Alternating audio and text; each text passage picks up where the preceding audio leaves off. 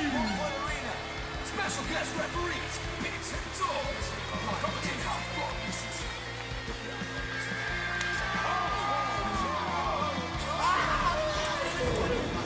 Who gets hurt from a pep-up fight? You take a full wallop in the face, man. Welcome to another episode. Episode 58 of The Real Wrestling Show. And with a real wrestling show for the real wrestling show. AEW. We're real wrestling fans doing this show for real wrestling fans about what we think is the best wrestling product in the biz today. AEW. His name's Big Z. And do the same shit, run through that on Dynamite, and then give you the news and rumours. Yeah, run through the same shit. AEW is not shit. It is the A company. The shit. It is the shit. The shit. Cowboy shit, that's what it is. Piece of shit is what that is. Cowboy shit. This week in Dark we had 7 matches, 6 matches, 7 matches. Which I think is a good number. It certainly beats like. And it was a nice amount of time. It was just under 50 minutes long. Which is good time, man. Do you know what I mean? Like when you got a show where it's just match after match after match and match, and there's 22 of them. It's quite hard, you know. Yeah. So we're gonna talk Dark, talk Dynamite, talk news. So let's get into it. Do you want to start Dark off? Go for it, brother. Taz and Excalibur on the commentary. Started off with Will Hobbs versus Sean Legacy. I was quite surprised by this one. It's nice because obviously it's two of the green talents going at it. Yeah. Sean Legacy, it was his debut, I believe. Yeah, it was. Kind of made it a bit like, well, I knew he was going to win, yeah. Well, I don't know. Because obviously they are giving Will Hobbs a bit of a push. Yeah. But I didn't really know the other guy either. So I thought, oh, well, you know, maybe this other guy is kind of a Ricky Starks or something like that, you know what I mean? Yeah. But no, it turned out that Will Hobbs was getting the push. So, good though. Nice wrist lock lift up by Will Hobbs. Not seen that for a while, where they literally grab him like an up in the air and they normally dump him. But yeah, quite appreciated that. Crossbody block by Hobbs. Guy ran at him with a crossbody. He was just like, yeah, that was cool. That was, man. Yeah. Triple suplex, delay, normal, and then the front one like Cody does. Yeah. Oklahoma slam for the finish. Yeah. Very impressive. Will Hobbs picks up his first win. Yeah. And I went with Hobbs man of the match. Hobbs man of the match for me as well, and just the one moment I had. Agreed. Which is body get away from me. Hobbs' first win, gets a push. Bit of a boring match though. Yeah. Like It wasn't. I mean, it was just there for Will Hobbs, wasn't it? Yeah. Yeah, but it's like the other guy didn't really put on much of a display. Will Hobbs was just the big beastie monster. But yeah. There wasn't too much. Yeah. Just wasn't too much in it for me. But next up we had Brian Cage vs Tony Donati. I love his music. He's fucking sick. They should sign him. They should sign him just for his music and steal his music and get rid of it. Beast released Sherman suplex by Cage. Yeah. Belly to belly was Beast as well. Bit of a dodgy one, I thought that was. I thought it was nice, man. I felt like he almost injured him. Super kick by Cage. Yeah. Power bomb to buckle bomb. Yeah, that was cool. And every time I see a buckle bomb, I think Sting. Yeah. Every time now. And then go on. Suplex face plant by Cage, which is called Weapon X. Yeah. Yeah, too slow. Wins, I went with Cage man of the match. Yeah, 2 moments. Agreed, bro. Yeah, the Weapon X is quite effective looking, but it just takes far too long to get into it. Yeah. You know, one of those you can only do it on like a lower talent. No, it can be done on anybody, man. I've seen him do it on quite a few bulkier guys as well. Huh? It wouldn't make sense. Like, say, for example, he was fighting Moxie. You wouldn't think Moxie's going to stand, like, he's too tough to be there, take that Yeah. So slow. For the whole, get him in a backpack, adjust his leg, adjust his arm, move his arm around his neck, then drop him. Like it's just far too slow for anybody, really. Cage looked impressive in his match. Yeah, he has been looking very impressive recently. I was giving his dues. Yeah.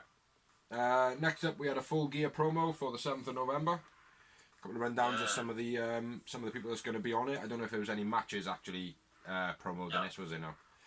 Then we had Griff Garrison versus Angelico. Yeah, another nice mixer. And Griff Garrison did well in this. Yeah, he did. He real not man of the match caliber, but he was given as good as he got. Like, I disagree, mate. I gave him man of the match. Did you? Yeah, man. Well, you're a fucking loser. You're a fucking loser, Doors. Giroli, bro. Twat. Griff Garrison playing technical in the beginning, but he got schooled. Being schooled by Angelico. Yeah. Come up with a nice rolling elbow strike right at the beginning. Yeah, Garrison, just gonna say that then. Angel 3 submissions in 1. That was very fucking cool. Except for again, a little bit like the Brian Cage Weapon X, takes a little bit long for him to get some of these moves in. But once he gets that initial tie up in it, that's it, man. He's like he's fucking chucking them all over the place with the one move, like. And Daniel Bryan, now he can just knock people up into pretzels, like. Yeah, really impressive, man. He did a leg lock STF type move, which is very cool. Don't know exactly. Yeah. Is that what it was, or was it like a variation? I think it was a variation. Yeah. It's very cool, though, man. Yeah. Griff getting some good offense in. Poor Blue Thunder Bomb by Griff. Very, very slow and sloppy. Leg lock flip was very cool, which was Angelico. And then the reverse figure 4 finish by Angelico. Well, it was a nice big boot by Garrison in the match, and a torture rack into a spin-out powerbomb was quite cool by Griff as well. That was the Thunder Bomb, the Blue Thunder Bomb I was on about. I thought it was quite cool, man. Very slow, man. From the torture rack into it. Yeah. But still, no. Man of the match for me, Angelico. Corkscrew into the ankle lock. Oh, sorry, bro. Which was nice. Still going. Angelico. Yeah, like you said, the finish. Still going. Still going. Oh, no, he's finished. What's that, bro? No, Garrison, man of the match. I went with Angelico. 2 Yowie Wowie moments. I had 3 in this one. Very nice match. Griff stood out, but he was a little bit sloppy, I felt. Next up, we had the being pushed mega time Anna Jay versus Skylar Moore, who has got a bit of presence to her herself, and she got squashed by somebody who shouldn't really be squashing people at the moment. Yeah, I thought it was a bit of a... Yeah. Or... You've got better people to squash. Yeah, I agree. It's like why Anna Jay squashed it, I get that, but Skylar Moore's been putting on some good performances, looking good, so made no sense. Yeah, it should have been someone like Danny Jordan, Red Velvet. Red Velvet. Yeah, someone like that who's a little bit lower down, but still pretty good, but a bit lower down. Like Anna Jay got her own music adaptation from the Dark Order music, which I thought was very cool. Very cool music. Yeah. 99. Yeah, she is 99. She's called the 69. 69 in my mind. Nice front slam by Skylar early on. Yeah. Get Ren suplex. Yeah. Nice wheel kick by Anna Jay. Running in the corner. Nice long legs, long straight leg into her face. Jay was there, struggled to lift Skylar in whatever move she did, and then she had to readjust and do it again. I can't remember what the move was. And then I got a finisher. Yeah, man, rear naked choke by Anna Jay. Anna Jay wins. Anna Jay, man of the match. I went with Skylar, man of the match. Yeah. Jay for you, and I had 0 momentos. I had uno momento. It was a half decent match though. Wasn't too bad. Yeah. I think Anna Jay needs something more than just a choke though. Yeah, I think she's got, like you said, she's got long legs, so she needs some form of long leg move. I feel like. Yeah. Maybe the famouser.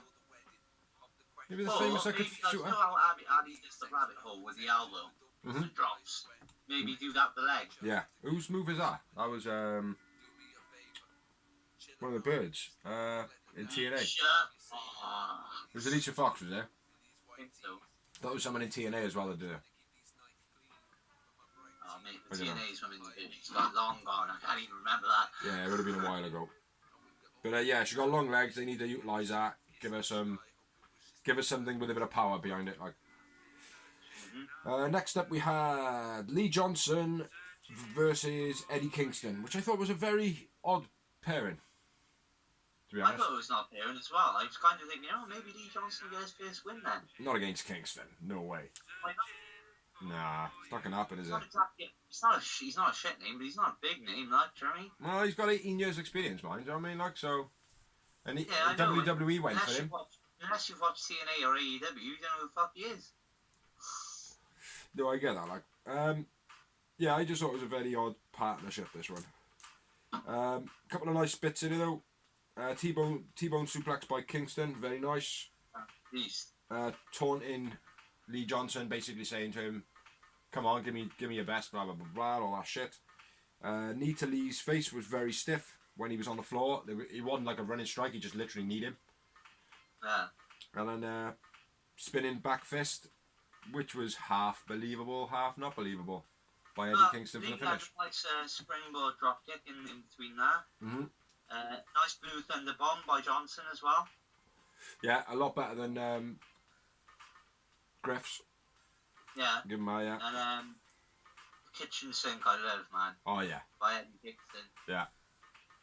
Quality move, especially when it's done well. But yeah, then the rip-off of Judas effect. Yeah. Yeah. Eddie Kingston winner of the match. Kingston man of the match. And I had 0 moments. I had 1 moment, and I went with Lee Johnson man of the match. He went with the Johnson.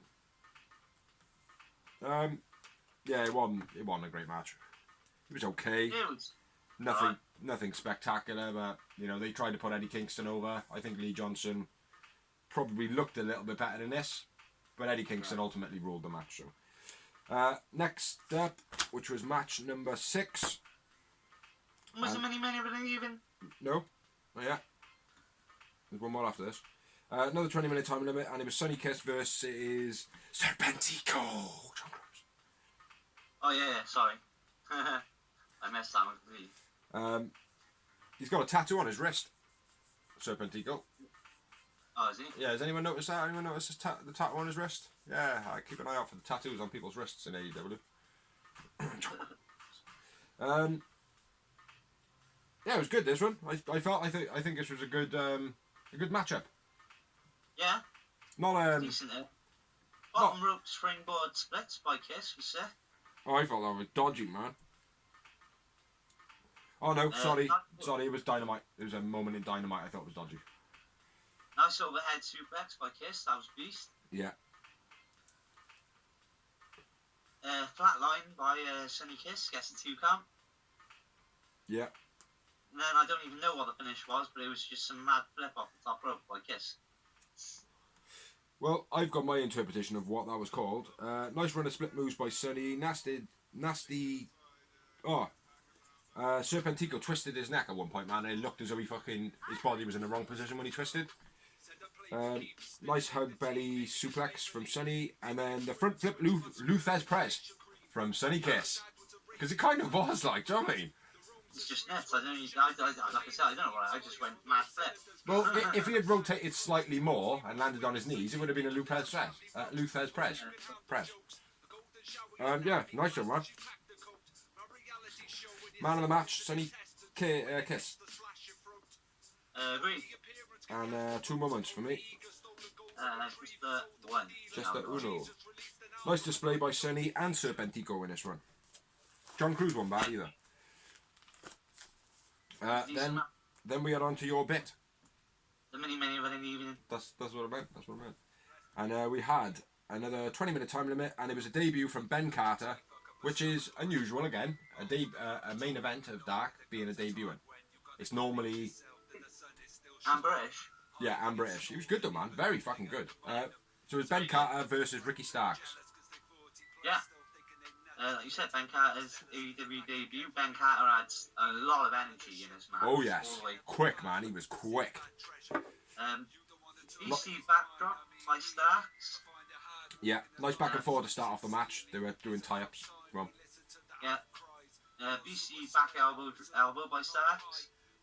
And Carter sold every move he did really well. Every move he did, he sold. Yeah. He sold it. And if he didn't sell it well, which he did sell them all well, he was off the floor as quick as he fucking hit it. Like, if he weren't like selling the oh shit my back or whatever, he was like hitting the floor and using his momentum to get back up, rather than like going down and just getting up. You know? Yeah. So I appreciate that. Big boot, then back-to-back suplex by Starks. Yeah. Jawbreaker by Carter was nice. Yeah, it was very cool. Frog splash by Carter was very nice. The what? The frog splash. Yeah, I put small 5-star splash. Yeah, it did, very good. Didn't feel like didn't feel as big as what it should have though. It was just kind of a little. It was a little in between his legs. You know what I mean? Phoenix splash by Carter, but Phoenix splash. Yeah, it was by Carter, but he missed. No, he goes for Phoenix splash, but Ricky Starks moves and then hits the spear and the roll shambo. Yeah. Have we got anything else? Nope. That's it, pretty much. It was a good match, this one. Yeah, it was really good. I enjoyed it. I thought I'm gonna go with I've gone with newbies for most of the night, bro, or the greens. Yeah, I will be matching you on this one, mate. Ben Carter, man of the match. Agreed. Yeah, 5 moments. I had 3. Yeah, it was a good match, man. Really nice match. Both put on a brilliant display. That's what I've. He went all the way to the floor when he went to the floor as well. What do you mean? Well, he wasn't doing his press up instead, like, you mean? Oh, yeah. Yeah, someone probably watched the blog and told him. Yeah, Cody's out there. So, yeah, that's the end of Dark. We only had 7 matches. It was an okay show. But it's Dark, so... Time limit, it was one of the ones I agree I enjoyed more of. Yeah. Because, like, sometimes it's like with food, sometimes too much is too much. Like, I mean, you need to have, just a few ingredients on the plate and then it's nice. Yeah. And also, I think Dark is. I'm not one of these people either that'll cook a meal, have half of it, and then go and eat the rest cold. I'm not one of those, man. It's like, I have a meal, I finish it. I'm not, like, sometimes when we're watching Dynamite, and we've said, like, when it's 2 hours long, Dark, sorry, when it's 2 hours long, you get to about 40 minutes, and it's like, oh, fuck's sake, like, do you know what I mean? And I refuse to turn it off and watch again, like, do you know what I mean? So then I start losing a passion a little bit then, because it starts getting tedious. But Dynamite, again, the show, this week I don't feel like it was as good as what it has been, even though... The show after a pay-per-view, though, you have to... drop it down a little bit. Yeah. Yeah. Like, it was entertaining, but I do feel like it was a little bit less than what it was the last couple of weeks. But like you said, pay-per-view, running that down and all that. But I genuinely thought that Dark was better than Dynamite this week. Really? I know, that's crazy, like, because there's no storylines or nothing, but I feel like the matches were more entertaining on Dark this week. The matches, yeah, because the matches on this show are quite... They're not really story... 5 matches on this. They're launch pads for stories. Yeah. Well, it seemed like at the end of All Out, a lot of storylines just kind of died. Like Jericho and Orange Cassidy, done.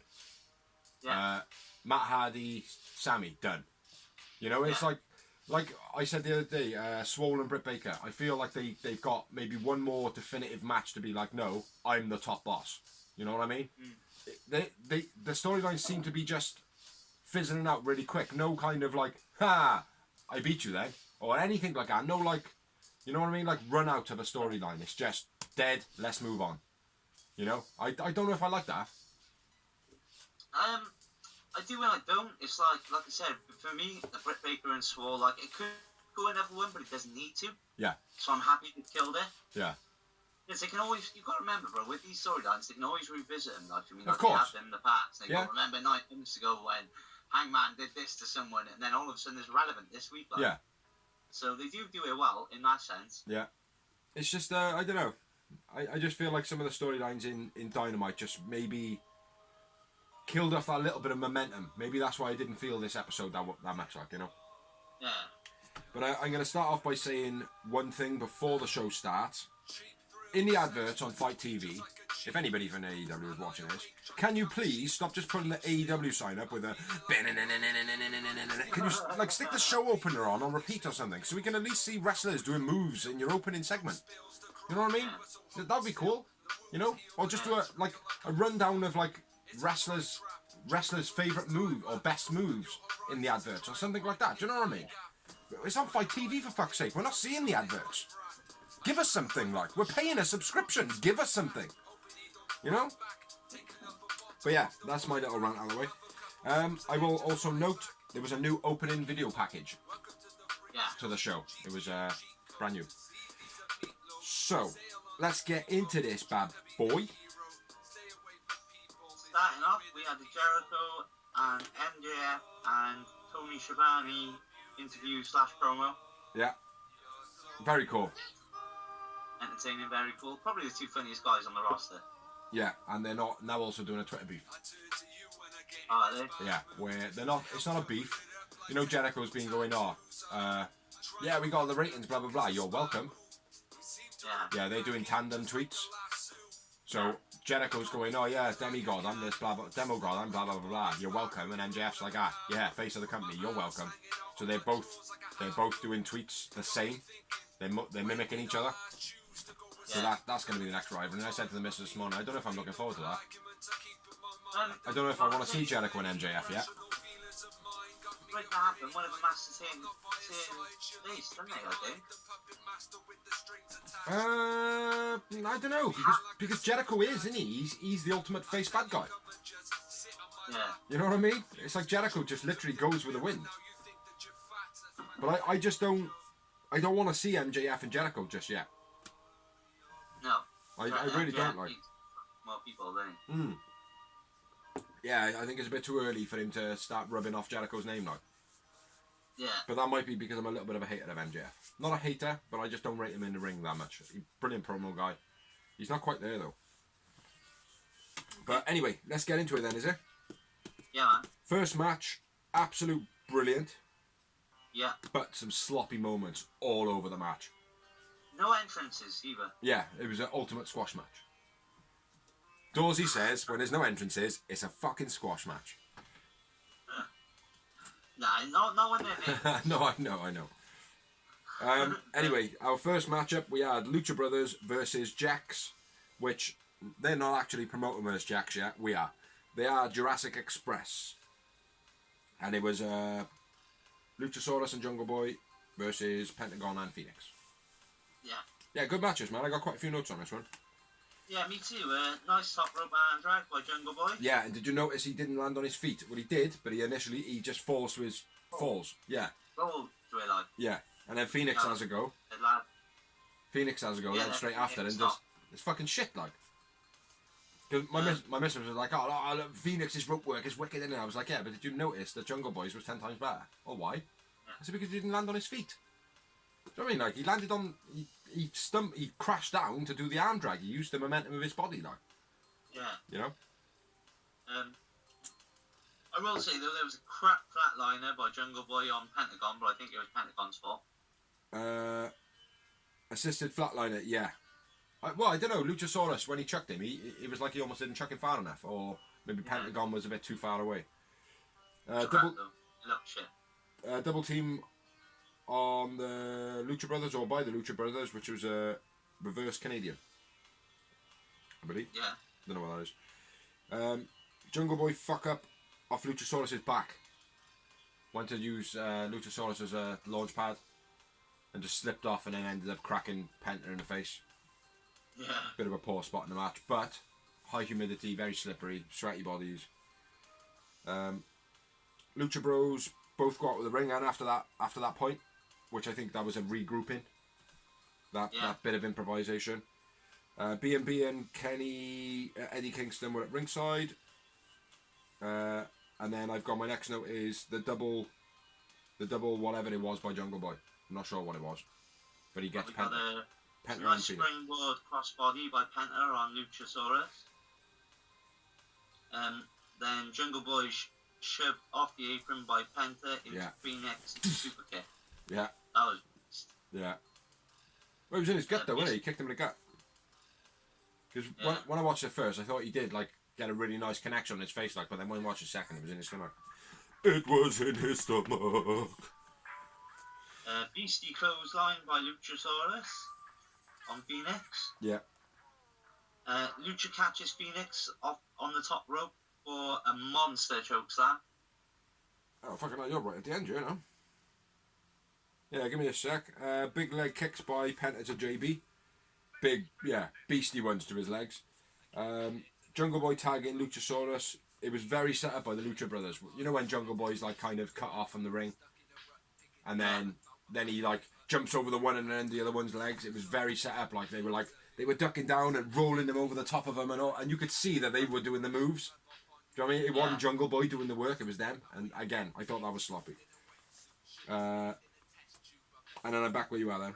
Phoenix DVD by Lucha caught his leg on the way down. When he does the DVD, Phoenix DVD. But when he was done by Lucha, as he went over, his foot caught the floor. Which we know from the past there has been injuries from that type of thing. So again, a little bit sloppy. Phoenix beastie springboard headbutt on Luchasaurus. Yeah. And his gory special on Jungle Boy. Yeah. Very cool that was.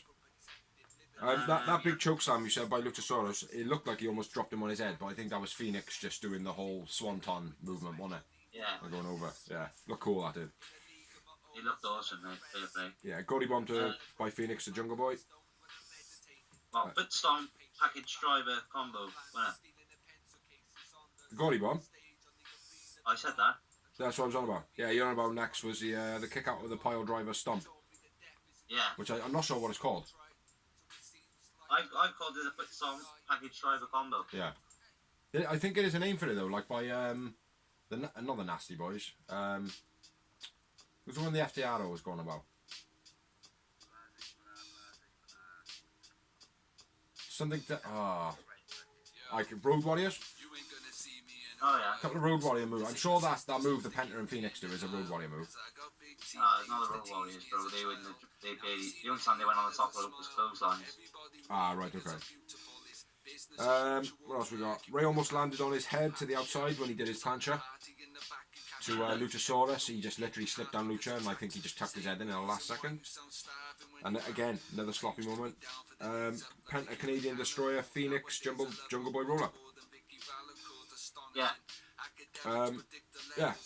Penta Canadian destroys his own brother. Yeah, I don't know how did that happen. Jungle Boy just moved out the way. Phoenix had hold of him, and then he kind of moved out the way. Phoenix crouched, Penta grabbed him, and then that was it.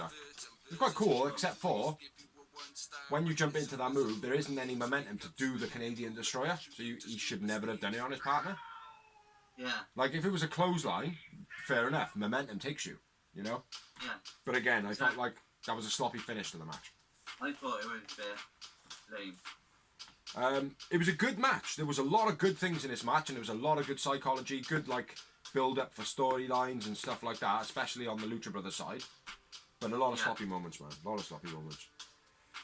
So Penta Canadian destroys Phoenix. Jungle Boy grabs him for the roll up for the finish.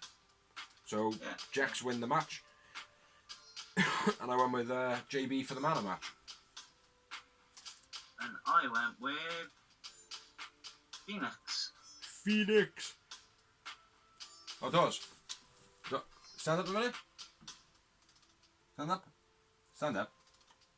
No? Oh, I was just going to pull that Phoenix out your ass. I had quite a lot of moments. I had 8. I had 5 yowie moments.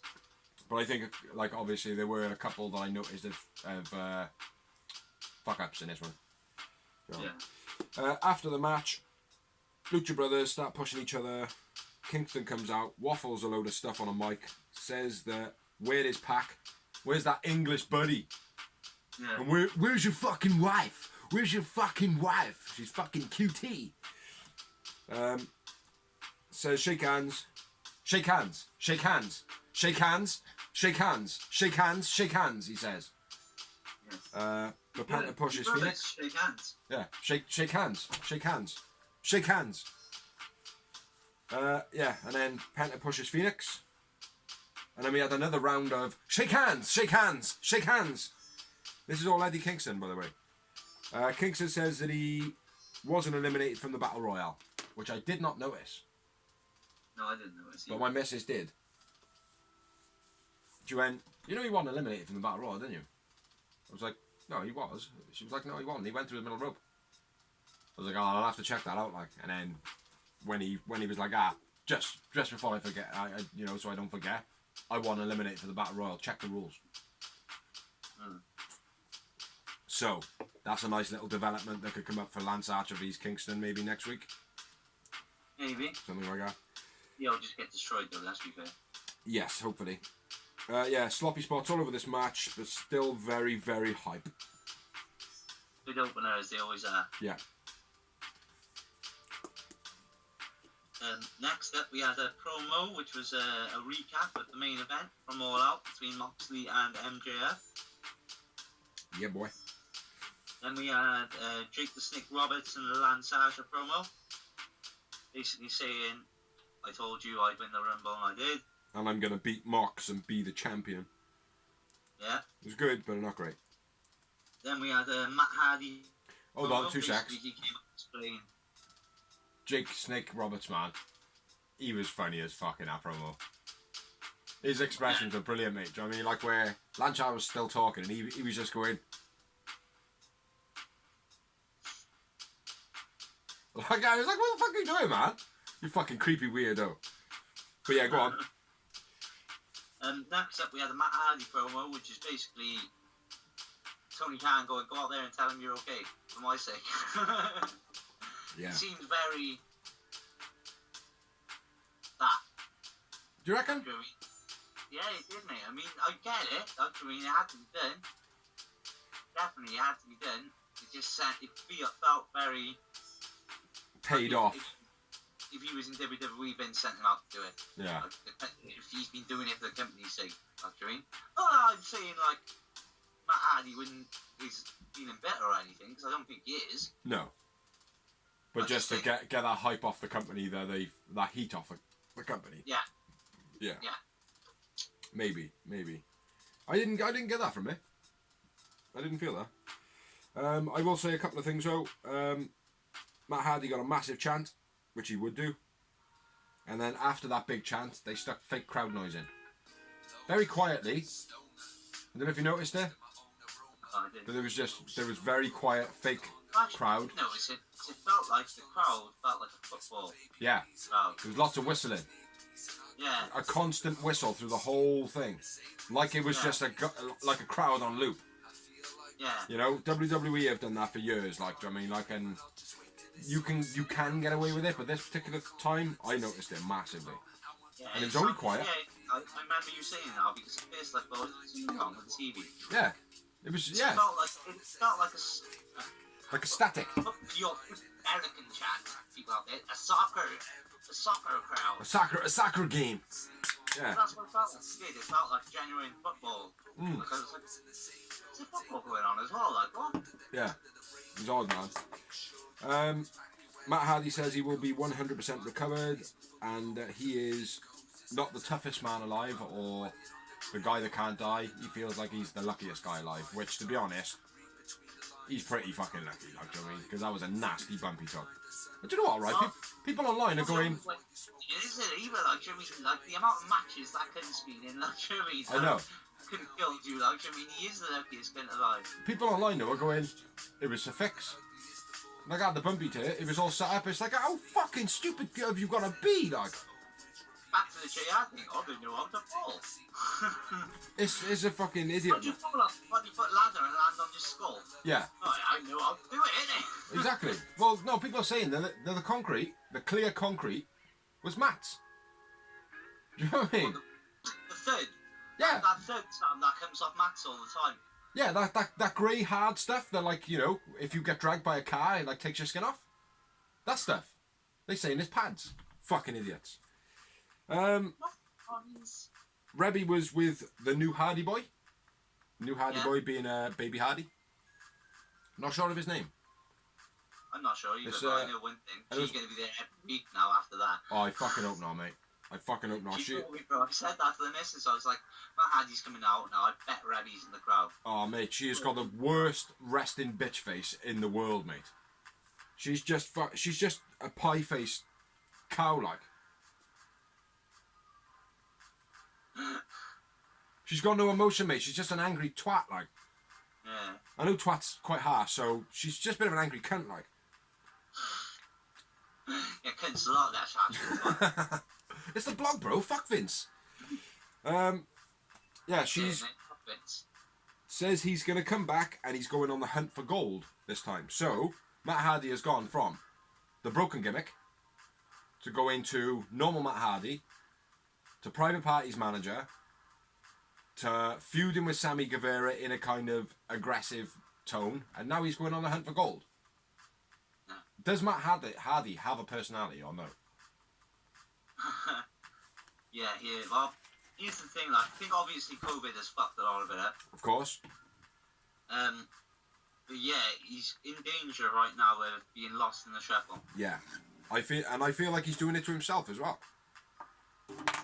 I don't feel like his creative direction is being pushed by anybody.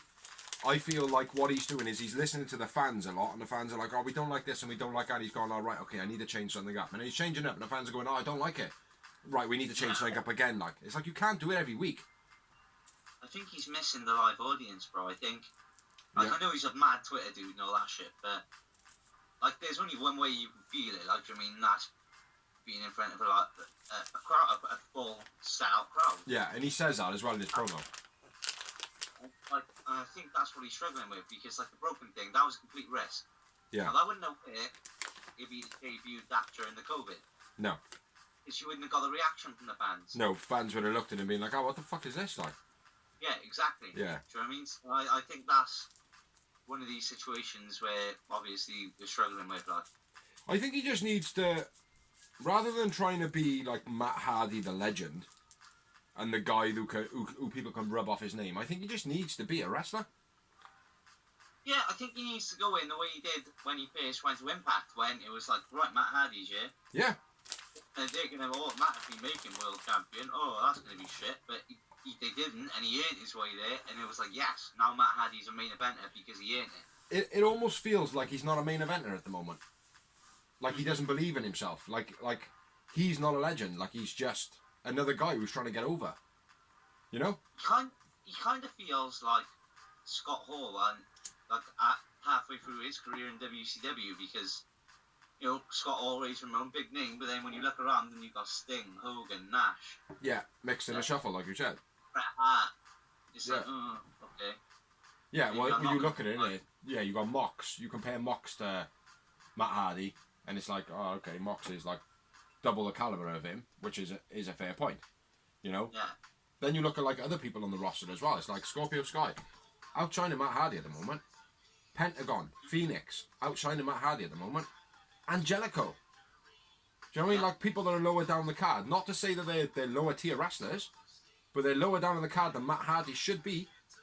Yeah. But I feel like he got no confidence. I don't think that he's got no confidence, bro. I mean, I just think, like I said, that he's missing. I think the crowd. I think the twatters are getting in his head, mate. Maybe. I mean, he's very internet focused, isn't it? Yeah. And I always say to you, like, do you know what I mean? Like when my missus gets up in the morning, right, the first thing she'll do is go on Facebook and someone go on and she'll be like, and I'm like, no, don't fucking go on it then. Yeah. Fuck off. Yeah. I've had enough, like, do you know what I mean? Yeah, I agree. But yeah, something's got to be put in stone with Matt Hardy, and I feel like someone needs to say to him, right, mate, this is what you need to start focusing on. Just do that. Forget all the storylines. Forget trying to be an entertainer. Forget trying to put people over. We'll put people over on how we determine the matches. Just go out there and be Matt Hardy. Be the Matt Hardy that has wrestled for 25 years. Not this guy who's trying to reinvent himself every time. Yeah. But anyway, that's enough about that promo. Let's move on, shall we? Yeah. Next up, we had another All Out promo, which was a recap of the Mimosa Mayhem match. Oh yeah, that was just after they come into the ring, wasn't it? Yeah. That's why I didn't write that down. I didn't know what to write it, even though I've got like a full page. Then we had the next match, which was Angelico versus Orange Cassidy. Strange one again, this one. It's a good match. Good match. Very quick Nice, though. Yeah, it was like you said, it was a strange matchup.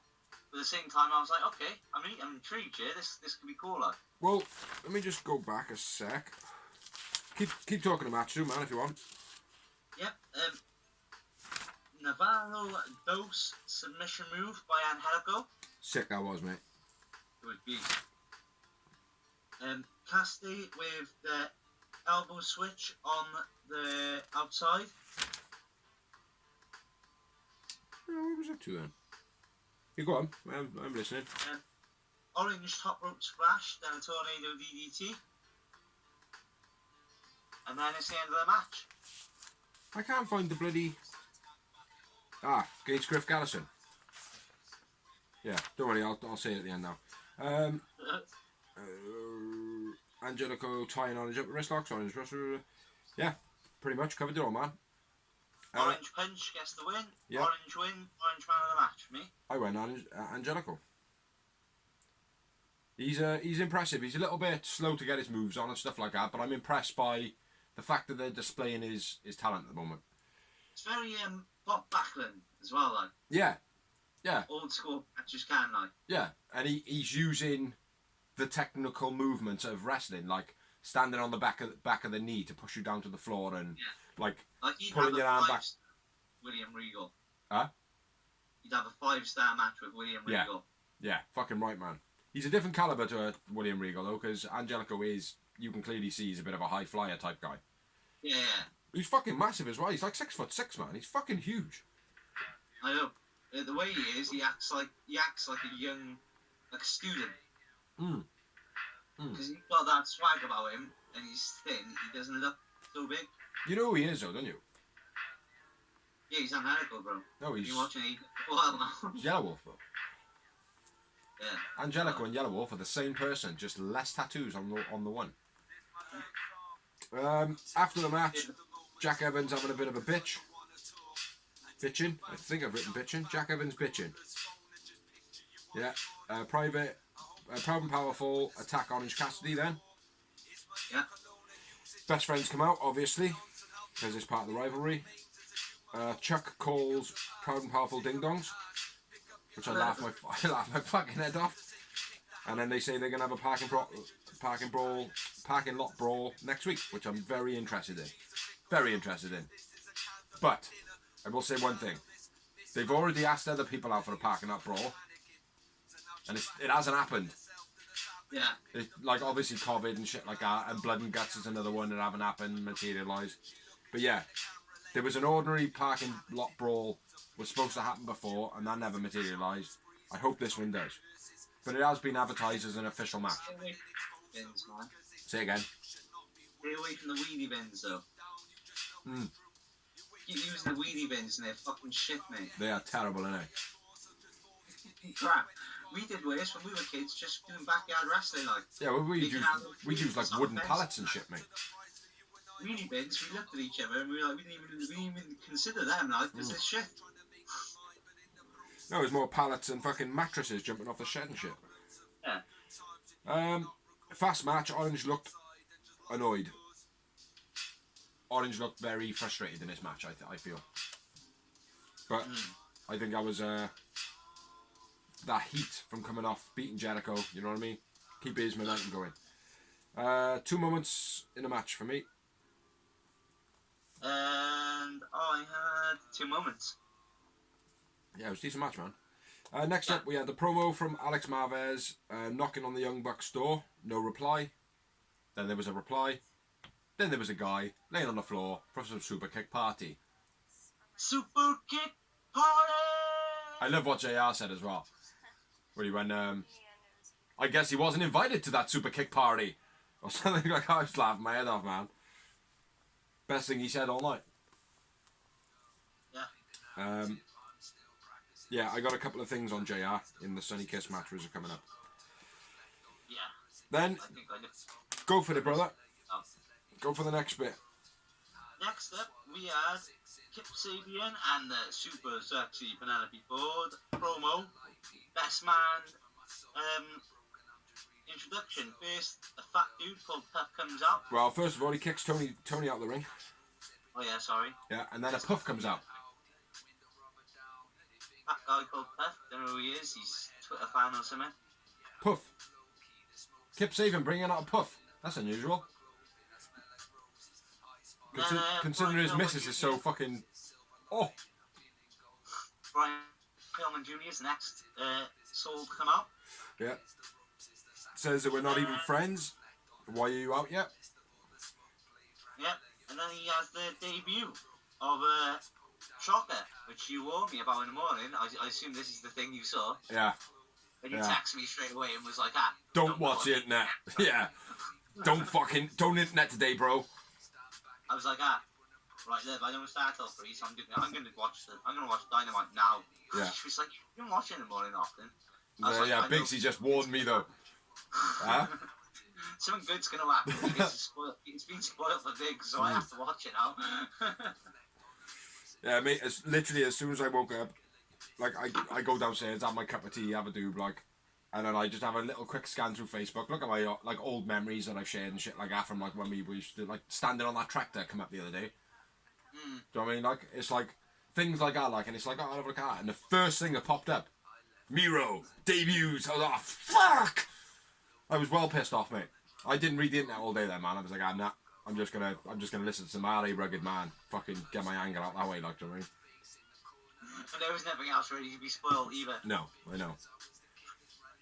But yeah, Miro makes his debut. He is the best man. Yeah, Miro says you can take your brass rings and shove it up your ass, which is Miro Day,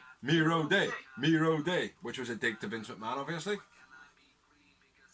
Say it. Thank you. Yeah. I'm going to say one thing. Sloppy promo by Miro. I enjoyed his promo. I thought it was a shit way to debut him. I don't know. Helen said this as well. She was like, oh, you know, it doesn't make any sense. And I was like, well, when they were in the Performance Centre at the same time, which they were, they might have built up a little bit of a relationship there. No, like, I don't know, but I know they coexisted at that time, you know? So, but yeah, there was a couple of bits in it that were sloppy, but I think that was because he was just pushing his own promo out, not scripted, stumbled his words a little bit, but still, great debut. Yeah, of course, that's what I mean. You know, he's Bulgarian, he can still speak English, like, do you know what I mean? But yeah, I know that. It's a lot. It's easy to criticise someone spitting a promo, but then even if they've learned the language off by heart, it's still like, can you speak 2 languages? Yeah. English and bad English. Yeah, exactly. That's what I'm saying, like, Joey. I don't think people forget that. They're quick enough to jump on the back and go, oh, they fucked up, blah, blah, blah. I always respect the people that can speak more than one language. I'm not slating him in any way at all, mate. I think it was a good way for him to be shown off for the first time. I just feel like his promo off his own back wasn't as impactful as I think he wanted it, only because he had those couple of stumbles. But that, again, I think that's the language that him having to think in Bulgarian and speak English, probably. Yeah. You know what I mean? Yeah. Like a lot of people do that with their native tongue. They think in their own language and then they speak in the English. You know? Yeah. So, but yeah, I'm happy with him being there. I'm happy as well. I'm happy as Larry. I thought at first I wanted him to go to Impact, but I think he's been away from WWE long enough now. That is fresh, I think, because I think a lot of people assume that, right, he's a free agent, he's going to go straight to AEW. Yeah. Which he has.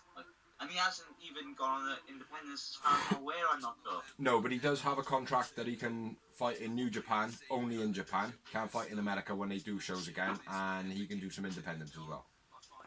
Did you see the meme earlier? Hi, my name is what? My name is who? My name is Slicka Slim Miro. I'm fucking laughing my head off, mate. My missus did say, why is he trying to be Eminem? Yeah, it might have been because of that, like. Yeah, it's good though, man. Next up, we had the promo, which was Tony Schiavone with Hangman, which was a little bit uncomfortable. Yeah. I felt like it was a little bit uncomfortable, but I think that was what it was supposed to be. I was going to say exactly what I thought.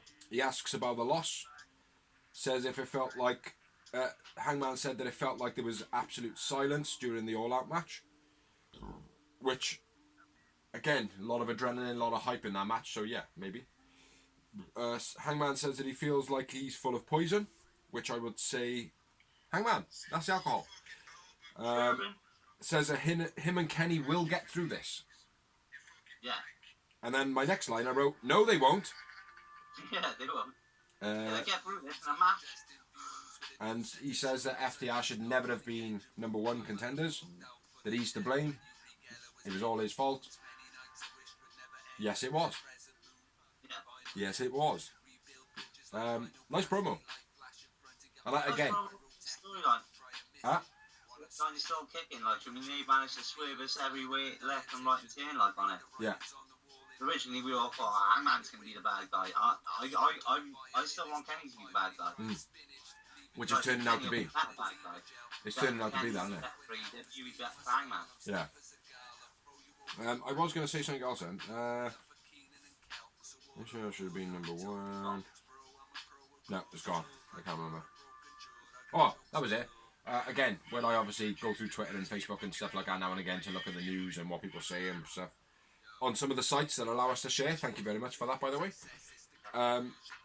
Yeah, someone turned around and they went, I haven't watched wrestling in years. I haven't watched it in years. But all I know is I want that man to be happy. About Hangman, like that, fair play. If he's managed to get a wrestling fan who haven't watched it in years to be like, fair play, man, that guy fucking got my heart there, like. Yeah, big up to Hangman for that, like, you know. So. Exactly. That's what makes you a wrestling fan. Well, we ignite your spark to be a wrestling fan again. Yeah, exactly, like. So next up, we had a JR shit show. No countouts, no disqualifications. Tag team match between Joey Janela and Sonny Kiss, and Chris Jericho and Jake Hager. And on the commentary, we had some Jackass. Yeah, we are talking about Joey Janela, Sonny Kiss versus Jericho and Hager. Let's get into this, man. We've had that rant about JR. The plick. The very, very experienced plick. That is basically thinking the same as we are. By Sonny on Jericho. That was Beast. Beastie Roundhouse skip. Oh, yeah. On Jericho. Yeah, very much like Anna Jay's one in a dark match. Yeah. Let me start a minute, mate, because I got a couple of things earlier.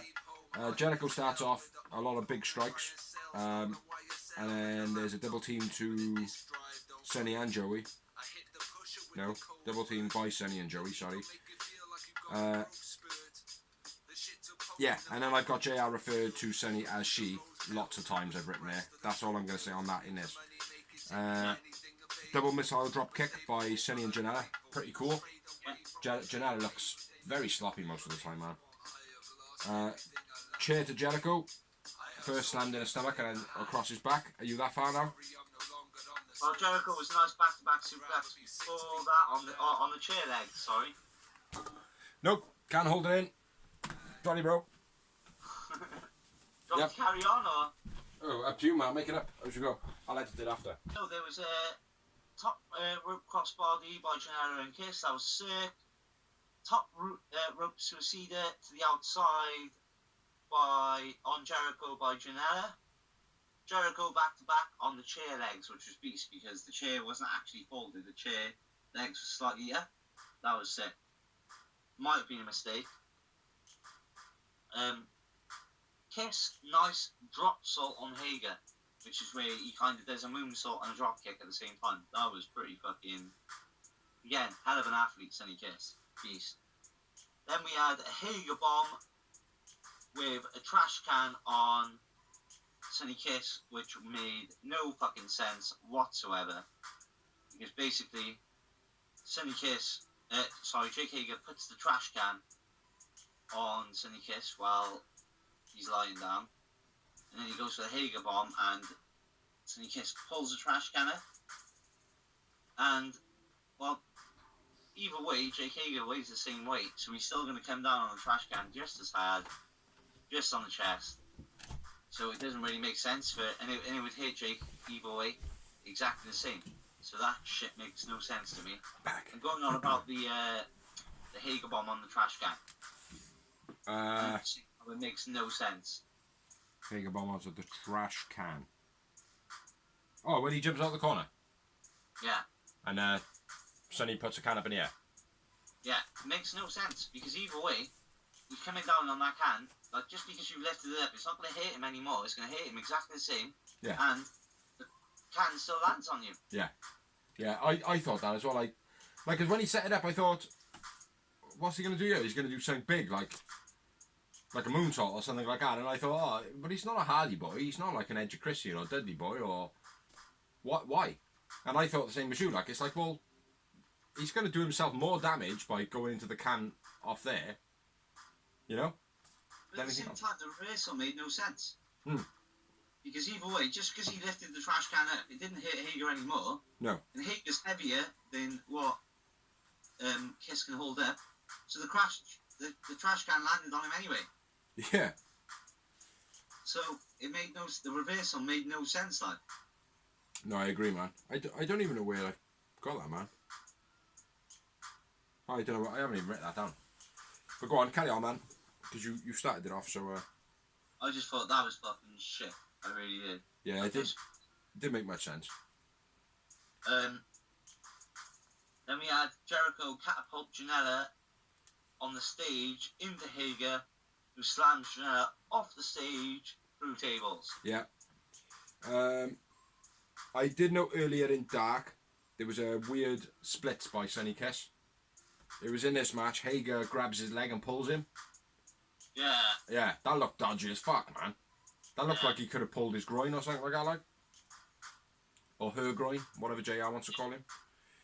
As long as they don't call him it, then we're all good. Yeah. Yeah, Janela onto the table, off the ramp. But he was onto the legs of the table. I don't know if you noticed it in the replays. When he was chucked off the ramp, it looked as though he went like that to try and get a bit more distance. But he fell on the metal legs of the table, man. You seen the legs just go pating through the table after he had slammed through. Like, I thought, oh, I bet he's fucking got some scratches on him from that. Yeah. Sick axe kick by Sonny this week. A lot of flavour in our man. Do you know what I mean? Like, yeah. And he landed standing up as well, which I thought was pretty cool. In the other ones, he lands like on his back and does it. Yeah. Nice one, man. Jericho then had to be a pussy and use the fire extinguisher like a bitch. Hager chokeslam, kind of side slam thing. Not sure what he's calling it. Before that, we had a top rope crossbody to the outside on both by Sonny Kiss. Yeah. Yeah, and the fire extinguisher. Yeah, I thought it was a bit shit, man. Like, not shit. I thought it was a bit of a cop out of the match. You know? It felt like a very cheap attitude era title match. Yeah, and what I actually felt is hardcore Holly. Yeah. When I actually seen it, I thought, oh, please don't allow like loads of people now in disqualification matches to go, oh, use a fire extinguisher, quick way out. Yeah. You know, like, because it's not something that's used in many matches at all over history. Yeah. You know, maybe using it to hit someone with, but not as an actual spray kind. Because I think it just takes away from it, like. Or if they're gonna use it, do it early on in the match. Yeah. You know. Not a finish. It's definitely not a finish. No, it's not. It's a cop out, man. Hager. Oh, I did that bit. Yeah, chokeslam, side choke thing by Hager. I don't know if. You just rock bottomed him and pinned him, didn't you? Well, yeah, kind of. No, it was a rock bottom choke, wasn't it? It's that choke out move. Yeah, he did. He normally does, but I don't think he did this week. Yeah, he did. He choked him out.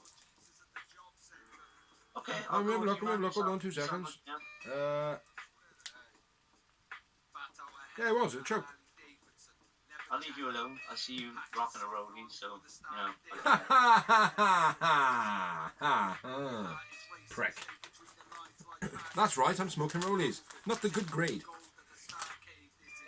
I went with, obviously Jericho and Hager won. Jericho is the man of the match. I went Mr. Janela. After the match, Jericho on a mic says that him and Jake Hager are going to be called Jake and Jericho, and they're going to go on a title hunt for the tag team titles. Which the Sex God storyline's out the way. Yeah. I think it's pretty cool. I like it. I think it's good because it gives Jake Hager more of a presence. See, it's that bodyguard type thing for Jericho, so it makes sense for them to foil each other. And can push into main event status as well. Exactly. Because who's he got to break up with to leave the inner circle?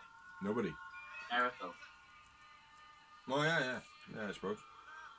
Yeah. So, Team Running Man, I hope they get a title run. I hope they're together a while before it happens. Yeah. And then break down. Well, is there going to be something with Problem Powerful where you're like, hang on a minute, we won the gold, we still haven't had it yet? Yeah. A breakdown from inside the inner circle, like. Yeah. Yeah, that could be cool, man. Yeah, it was a decent match. Nothing special, that one. Yeah, it was.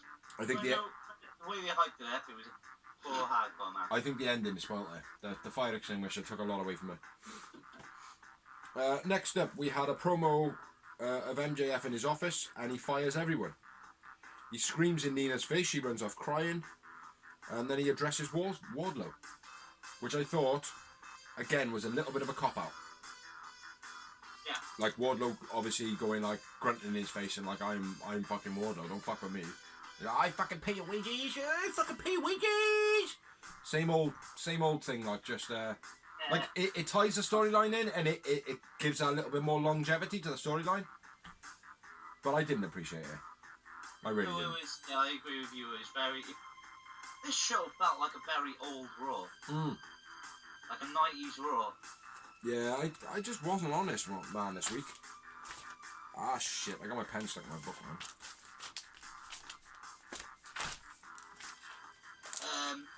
Yeah. It was decent enough, but... At this point, they announced that the Young Bucks get fined $5,000 for kicking Alex Marvez. Yeah, the Super Kick Party. Super Kick Party! I got my pen stuck in my book. A JR interview with the one and only Kenny Omega. Quite interesting. Yeah.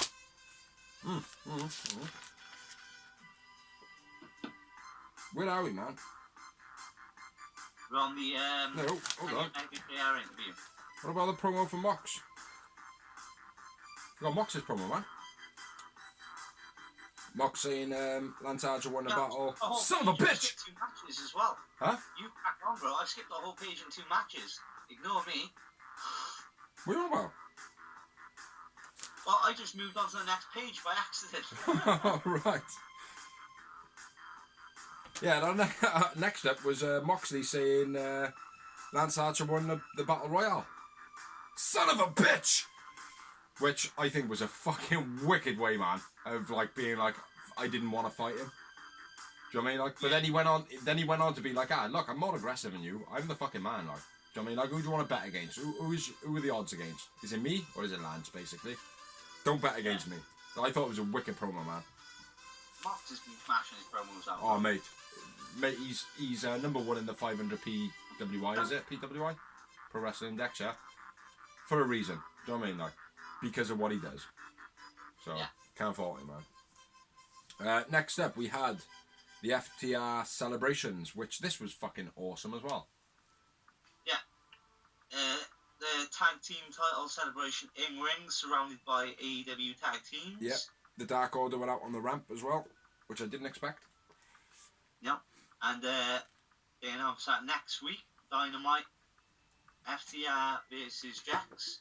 It's not going to be for the titles, but if Jax win, this is Jurassic Express, by the way, if you didn't know yet, will be the number one contenders.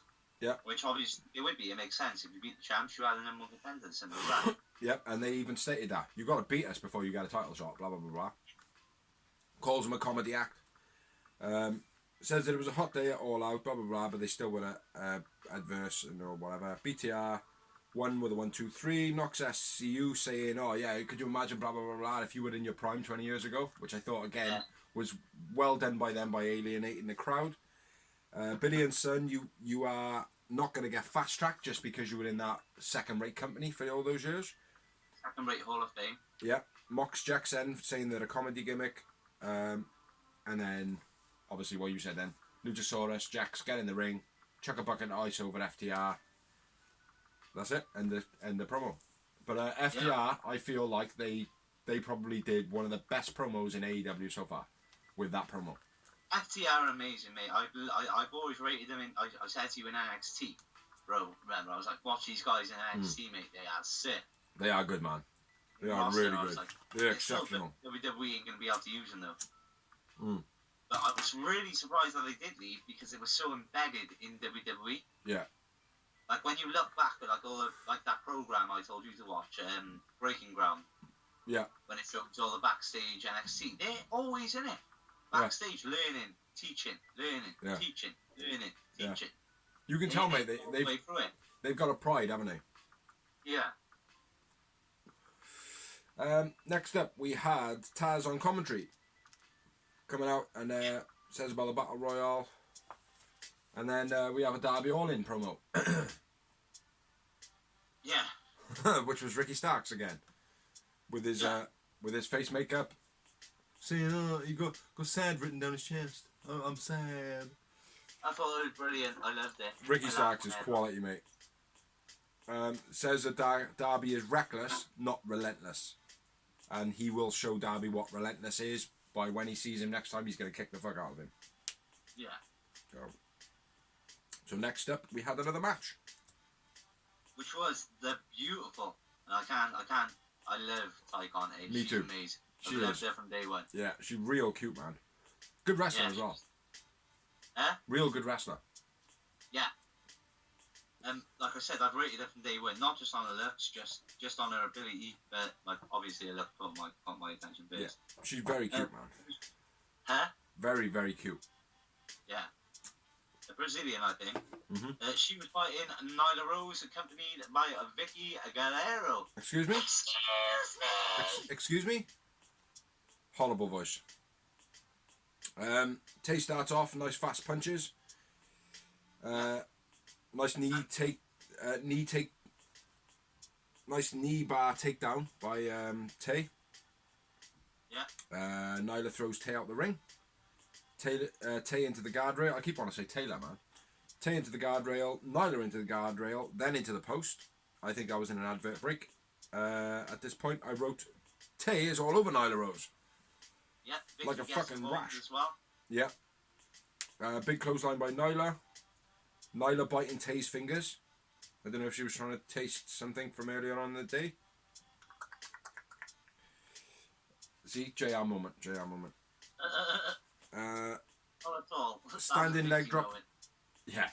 Standing leg drop by Nyla. Very nice. Beastie Bodies. Cross body off the top rope. Yes, a 2 count by Tay. Yep. Beastie Powerbomb by Nyla as well, man, this week.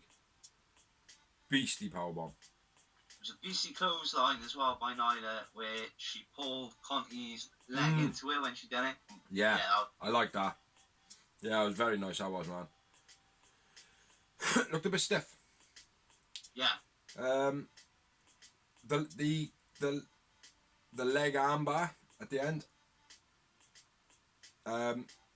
Ty Conti couldn't lock it in for some reason. I don't know if Nyla didn't know what she was doing.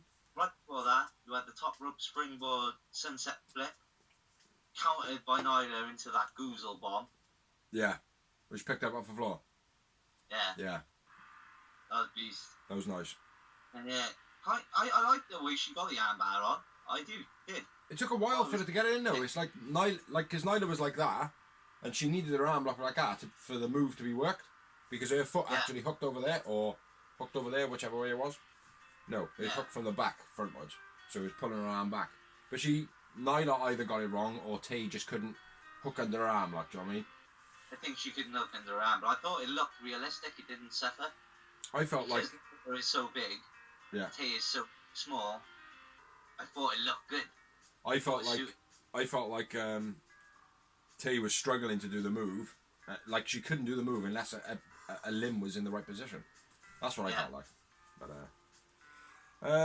powerbomb finish by Nyla. No. Huh? It felt like a real fight situation though. Like I mean, that's a scrappy way to get into a submission move. It didn't look piss poor. Yeah. It just looked. Other wrestlers have done that. Other wrestlers have done that where it looks a little bit sloppy, but this one I felt was a bit not quite right. But it is what it is. She still was very impressive. Still man of the match for me, mate. Man of the match for me too. Powerbomb by Nyla to finish the match. Nyla wins, by the way. Yeah. And I only had 2 moments, surprisingly. I had 3. Yeah, I thought you might outdo me on that one. After the match, Vicky Guerrero voices angers me. Oh, yeah. After the match, Vicky's voice angers me. That's right. Nyla goes for Tay. Sheila comes out with a kendo stick for the save. Which she just literally held a kendo stick out like that the whole time. I thought it was very cool. She looked very cute as well. In her dungaree bottoms. And then it panned over to Tay and she was holding her leg and limping. Looking like a serious injury. I don't know. But a very good match, I felt. Yeah, very good match. Very good signing. I said from day one, I was surprised WWE released it. Yeah. I was happy for AEW to snap her up, definitely. And she'll bring a lot to the women's division. And then we go to the part where you skip the whole page? Yeah. And we have the Young Bucks get fined $5,000 for Superkick Party in Marvez. And the Kenny Omega and JR interview, which again, very interesting, very good. Yeah, Kenny shrugs off the match, the belt, says losing a belt, it is what it is. And if Kenny wants to reconcile, I think he needs to change his plans. But says that his tag run is done. He's going back to the singles. Which he needs to. Yeah. Everyone's craving for that. And this is why I wanted to turn back, guy, because everyone's craving for that Kenny Omega singles run. Yeah. He ain't going to get it part of the Elite. Or if he is, it has to be him and the Young Bucks, and that's it. Yeah. Yeah. I agree. So moving on. Mm-hmm. Next up, we had October 14th, the anniversary show will be the night that John Moxley defends his World Heavyweight AEW title against Lance Archer, accompanied by Jake Roberts. And then next week, we've got the, as Bigsy's already touched on, advertised parking lot fight between Best Friends and Santana and Looking forward to that. Looking forward to that. Then we've got, which I didn't even know this was happening, well shocked about it. They kind of fucked up the promo on my screen as well, because JR announced this match and the picture wasn't on it. Oh, yeah. So I wrote it on. Thunder Rosa versus Ivelisse for the NWA World Heavyweight title. It did come up. It came up after the next one, didn't it? Yeah. After Scorpio Sky, I think it was, or someone. Yeah. And then they literally moved it on straight after then as well. Yeah. But I'm happy with that because now she's defending her title. Yeah. Oh, is that happening? Is it her title? Yeah. It's her title. She's not she ain't the AEW champion, so it has to be for her title. I didn't realise that. At this point, mate, when this part comes on, I just think Dorsey. Honestly, mate, they do the rundown of matches and I go, oh, Dorsey's doing this, but I can go for a cup of tea. Yeah. But yeah, so that's the NWA title, which I'm happy as fuck. Yeah, that'd be cool. I didn't expect that to happen. No, did I, but it is so good. FBR with Teddy Blanchard versus Jess, Jurassic Express. If Jurassic Express win, they will become the #1 contenders. Then we got Private Party. Private Pisspool Party. FBR did well as well. I thought Biggs when FBR did that. And then we got Private Party. Pisspool Party. Me and Biggs on the blog. They stole that off us. So we got Private Party. This is Jericho and Hager. Yeah. We've got MJF in action, which means he's going to fight the jobber. Yeah. Probably Lee Johnson. It is Hangman Adam Page, which I'm well. Yeah. I said to the missus, man, I said, I'm looking forward to that one. That'll be a good match. That is going to be one, hopefully, that Adam Page is going to be put over really well in that. Whether or not he loses, that potentially could be one of those where I text you saying, bro, I know you're not watching SmackDown, but AJ Styles versus Daniel Bryan. Yeah, I think it might be. One of those where a lot of people are doing. Yeah. I don't care if he wins or loses, Hangman. All I want is for his story to progress. Because at the moment, right, Hangman is one of their number one guys. Whether they realise it yet or not, I don't know, but he is. Hey, he has been from the beginning. The first pay-per-view was built on him and Jericho, the world title. Yeah. And since then, it's been his drunk gimmick. Like I said, he's the Stone Cold of the business, though. Yeah. But he's awesome, man. He is awesome. So I hope as that progresses for him. Yeah. And next up, we have the main event of the...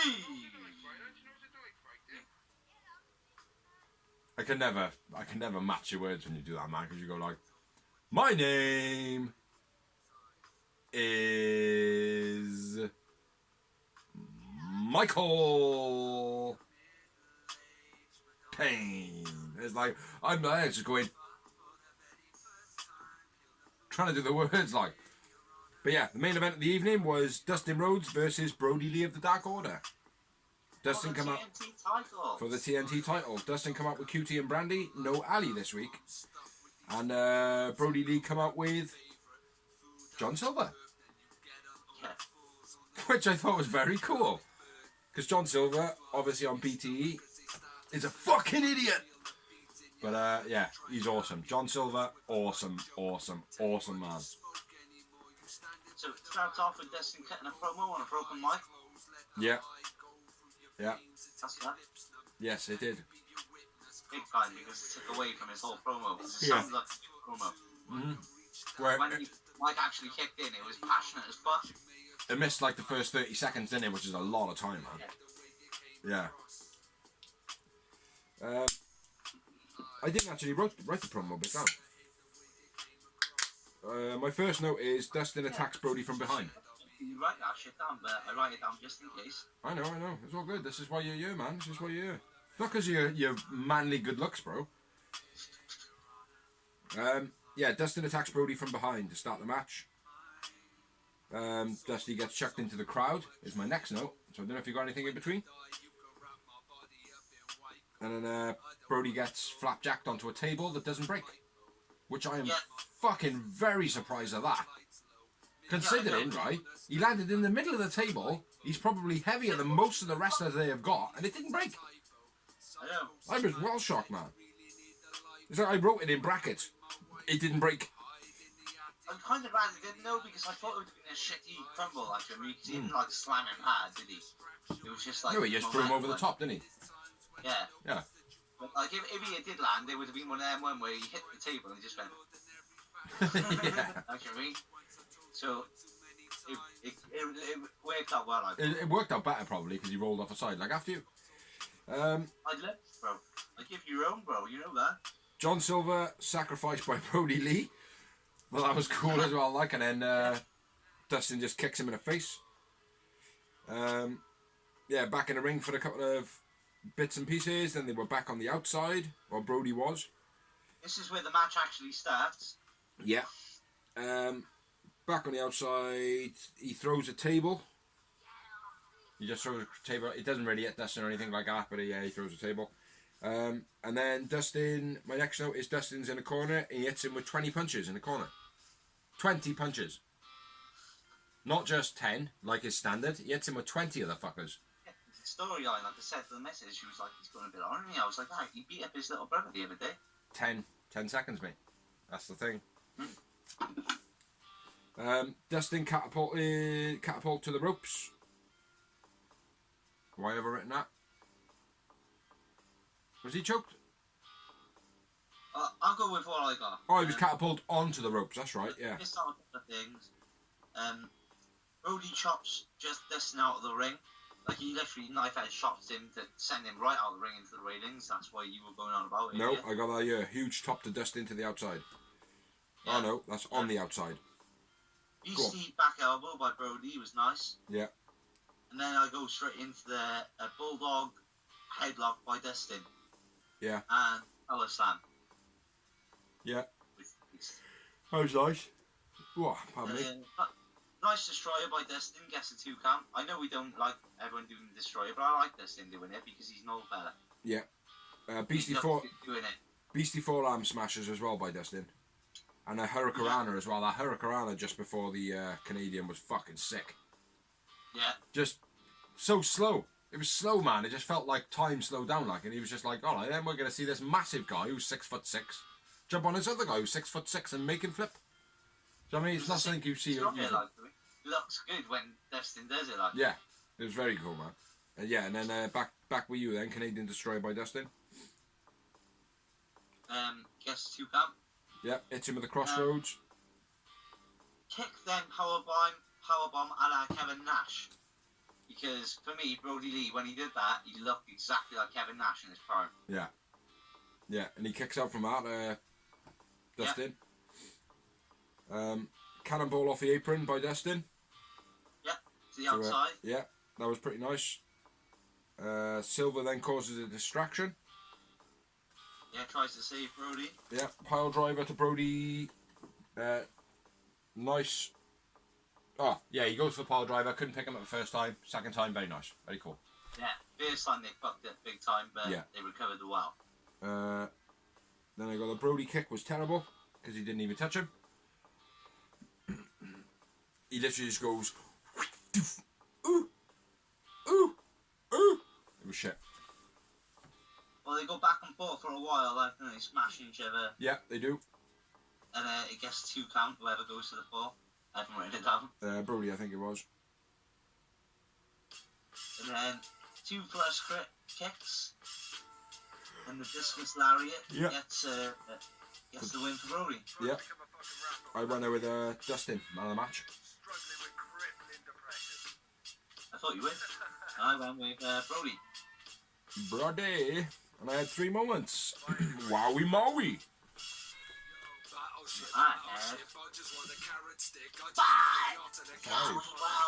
That's 2 matches you outdone me, man. After the match, a Dark Order come out. Brody kicks off at Colt. Like, proper kicks off at him as well. Like, pushing him in his face and almost hitting him in the eye. And then kicks Dustin in the nuts. End of show. So, yeah, that's the end of Dynamite then. What did you rate it? I'll give it a 7. That's what I give it. I give it a 7 out of 10 this week. I wasn't that impressed by it this week. Which I was, I wasn't really gutted. After the pay-per-view, like, Brody Lee versus Dustin Rhodes didn't really get me that hype because I knew Dustin was going to win. I knew it was going to be a good match. Brody was going to win. Brody was always going to win, like, I mean. Yeah, it was a bit played out, that one. And we were missing a lot of key of my favourite wrestlers. They were on the show, but they weren't actually wrestling, being Mox, Hangman, Kenny. Yeah. There was a lot of big names. Yeah. On the show, but didn't perform. I wasn't disappointed by the show. I might have said that I was disappointed by the show. I wasn't disappointed by the show. I was just, I don't know, it just wasn't as hype as what they have been. But even so, it's still at over 1 million viewers. Yeah, exactly. And I think that was a lot to do with Matt Hardy. Yeah. I think that was a lot of like, people wanted to know what was, he's going to be on there after that big bump. You know what I mean? I think that was that. And then they used that to their advantage to have Miro then, you know? Because I think, if I remember rightly, Miro was straight after Matt Hardy. Matt Hardy. Oh, no. No, it was a match, then it was the Miro. So, but still, it would have got people invested in it, you know what I mean? But yeah. overall, it was an okay show. Not as good as what it has been sometimes, but it has just rolled off the back of the pay-per-view, like Dozzy said. End of Dynamite, end of Dark. Let's get on to the news. Yeah, Dark was an improvement, though. Well, I think you've got... Yeah, Dark was definitely an improvement this week. I think you've got more news than me, so if you start them off. Yeah, man. And this is the news and rumours from the world of wrestling. AOP released by WWE. Who, sorry? AOP, the Authors of Pain. Have you got any more releases? No. Right, I'll go with a couple more then. WWE today have released 60 of their furlong wrestlers. Or 60 of their furlong wrestlers and backstage staff. The main names that I have noted down at the moment is Gerald Briscoe, it's gone. Sarah Stock, which is a producer, and IRS is gone. Mike Rotunda, gone. Great fights, Dad. Very shocked with that, man, to be honest. I know Mike Rotunda, his name is synonymous. To be honest. Huh? So, Mike Rotunda is the only name I know, so... You don't know Gerald Briscoe? Oh yeah, I know Gerald Briscoe, but I expect Gerald Briscoe because... Let's be fair, bro, he's like 80. He's old, but he's had a long time producing there, mate. Do you know what I mean? Like, he's like a best mate to Vince. Like, sometimes it's like, if they're that old, it's better to let them go. I mean, if they don't want to go. Yeah. Well, in all fairness, he is one of the older ones. He's not going to be adding that much to production, so. Go on. If he didn't want a job, there's plenty of companies in the business right now. But not AEW. Gerald Briscoe, stay the fuck away from AEW, so. Next bit of news, man. NWA. That'll do. Put him over there. That'll do. Gerald Briscoe, NWA. With your boys. Next bit of news, Madison Rayne, most known in Impact Wrestling, is retiring at the end of the month, doing an independent show from in-ring competition, that is. She'll still commentate on Impact. I'm not that surprised by that, to be honest. She hasn't wrestled for a long time, full time, like, you know. No, she hasn't. She's been commentating. Yeah, locker room leader and all that stuff, like, do you know what I mean? Yeah. Like, you know. She does good, though, as a promo chick. She always has. Yeah, Always been great on the mic. She's great for the business, so. Yeah. Next good for Impact, hold of it. Sorry? Good for Impact to keep hold of it. Yeah, definitely. And her and Josh Matthews make a wicked team as well on the commentary. I know they're married, but they make good team on the commentary, like. Yeah. AEW releases Jen Decker. Or, as it's put on Twitter, Jen Decker and AEW have parted ways.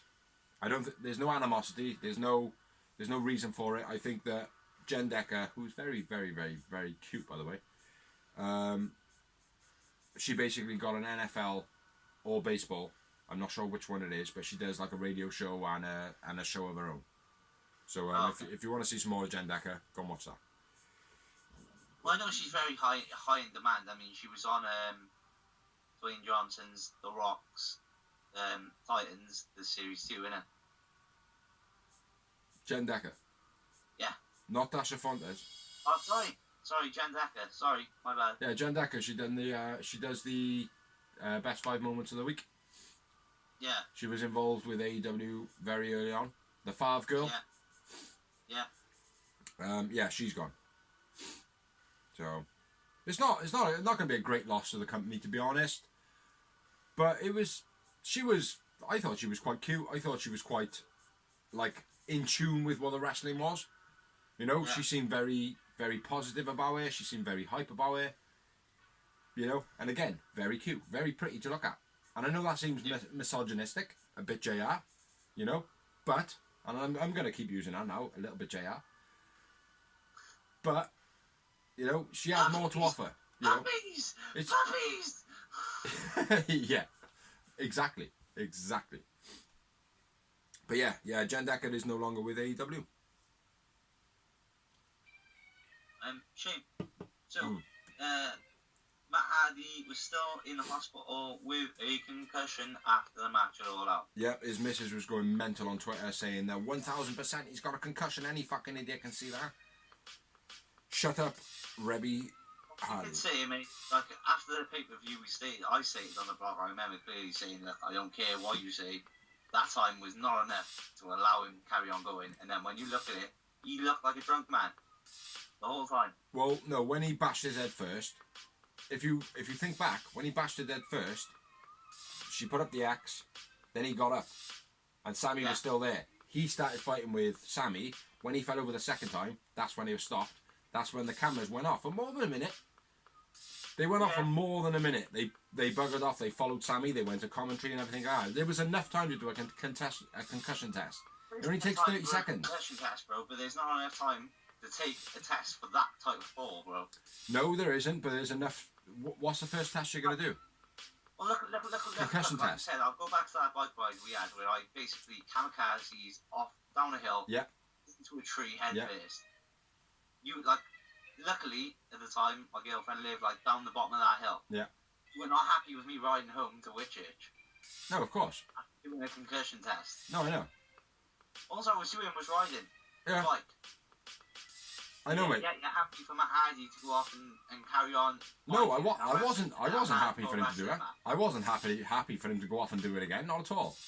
That's what I'm saying. I'm not saying I was happy at all. What I'm saying is, sit down a little bit, bro, because your head's off the screen a bit. What I'm saying is, there was enough time to do a concussion test. Not saying that concussion test was conclusive. I don't think that type of bump. I think at least 20 minutes should have been taken. Maybe. Well, the match should have been called off, mate. Right? It stopped the match. It stopped the match, right? And then a good hour test, right? And said, right, we're gonna scrap a bit of that prop, right? We instead of like obviously some matches got extended or something. Yeah. At the time. Yeah. So instead of doing that, wait an hour and a half, and then cut into a promo and go, oh my God, Matt Hardy and Sammy Guevara are still going on. Yeah. This match continues. Yeah, that would have been cool. Yeah, I would agree with that, mate. I would agree with anything other than what actually happened. Yeah. Because I don't care what you say, I don't care what the internet says, right? There was enough time to do a concussion test. They take 30 seconds, if not a minute, right? That is it. It's literally follow the pen. That's it. That's all a concussion test is. It's follow the pen. Let me see if your eyes actually do what I'm telling them to do. That's it. This is what wrestlers, bro, is they're used to doing concussion tests. So I don't care, mate. I don't care about that. Matt Hardy is a tough man. Yeah, he is a tough man, right? No, I know. But he chose to continue. Matt Hardy chose to continue. If the doctor said to him, look, you're not fit to wrestle, and Matt Hardy was like, look, I'm going to finish the match. I don't know if the doctor said, I ain't going in. Or if he had turned around and gone, no, I'm not allowing you to. But if a doctor said that he was fit to wrestle, he didn't have a concussion, which, I'm not being funny, mate, right? You've banged your head before. I've banged my head before. I've not been concussed. Do you know what I mean? I've hit my head, mate, and not been concussed. Yeah, definitely. You know? So it does happen. It was a big bump. It was a big, big bump. Big bump. Do you know what I mean? There's no denying that. But I think... about how he was in hospital for days afterwards, though. He was in there for days, mate, because he couldn't get tests and stuff because of COVID. That's all. He had his tests pretty quick, mate, when he was in hospital. But then he was kept over to monitor. Now, I'm not denying, mate. I'm not saying that what Tony Khan or whoever was right. I'm not saying that. What I'm saying though is, what happened.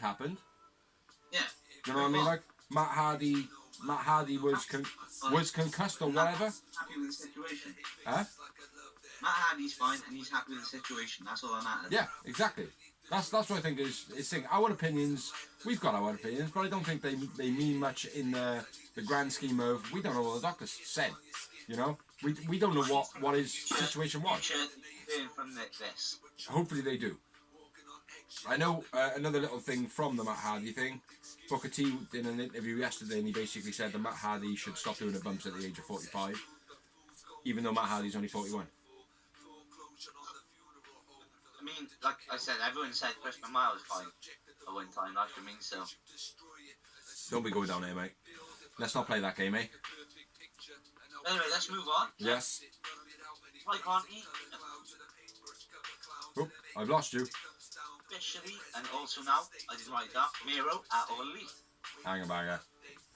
We have lost the feed of Dorsey. We have lost. Speak. Yo. Oh, yeah, we're back to normal now. We're back to normal. Say that last bit of news.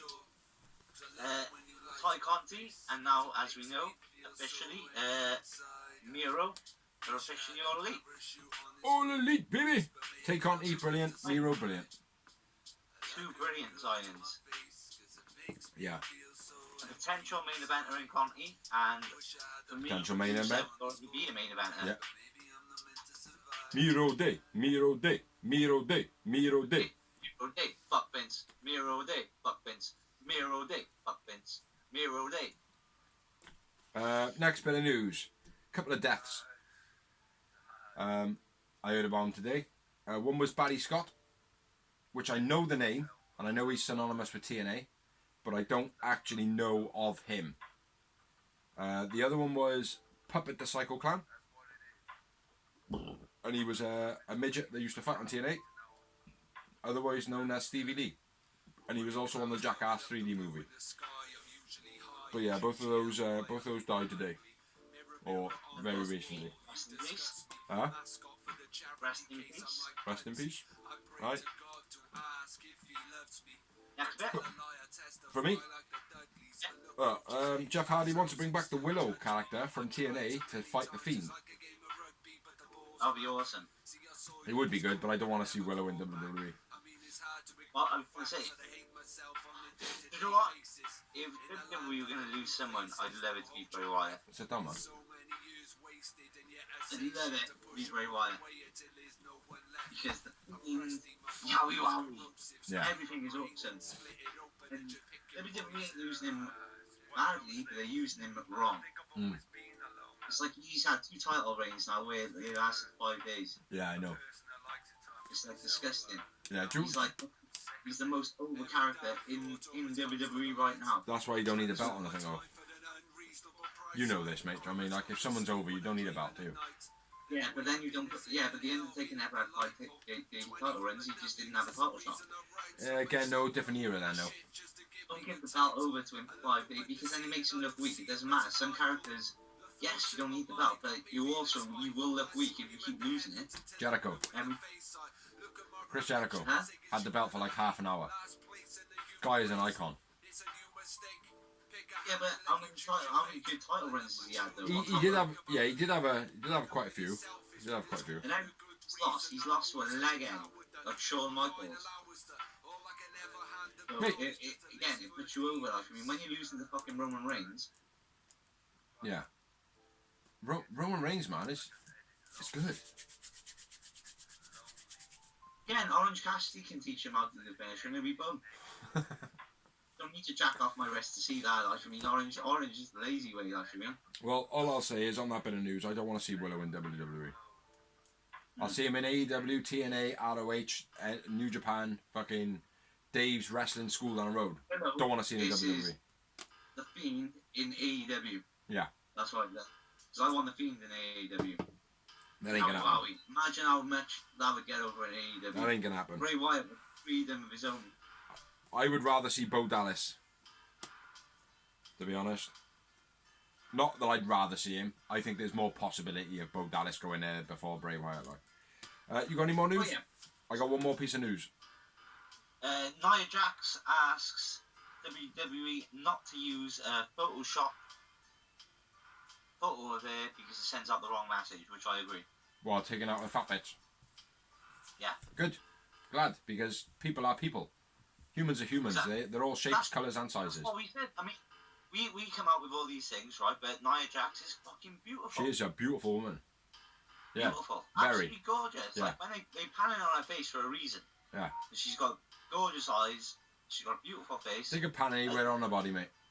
Anywhere on her body. I'd smash the shit out of her. I don't want to say it. I take that back.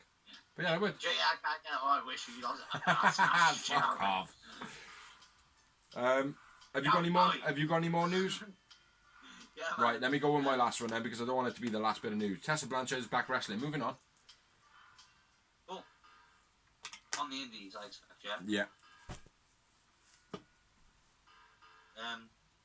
Well then, WWE are doing tours in the UK starting April 28, 2021 in our hometown Cardiff. Okay.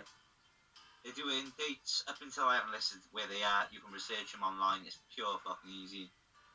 They're just starting off 20th April 2021 Cardiff, and it finishes up on the live show of Monday Night Raw on May 3rd.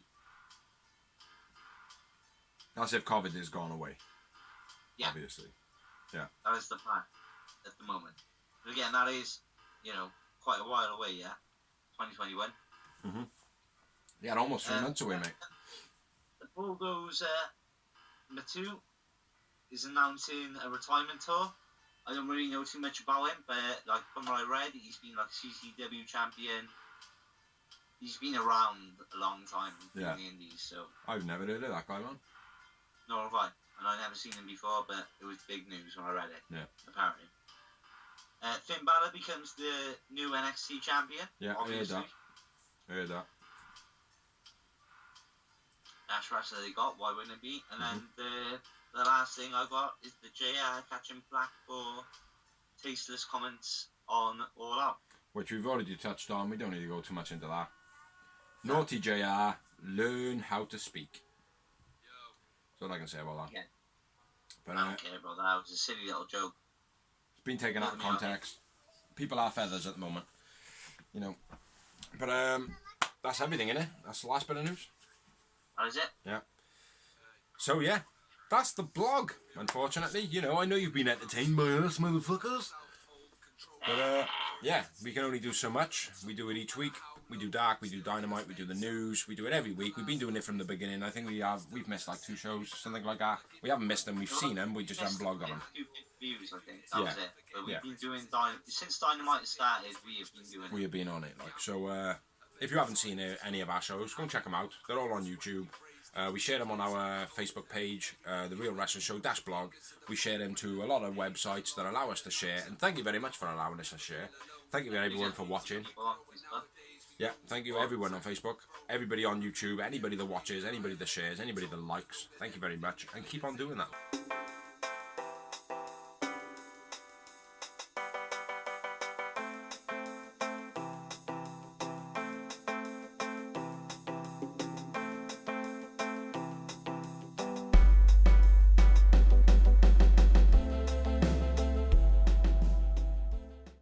Fucking gutted that's on the bottom of the screen, man. I need to fucking cover that now.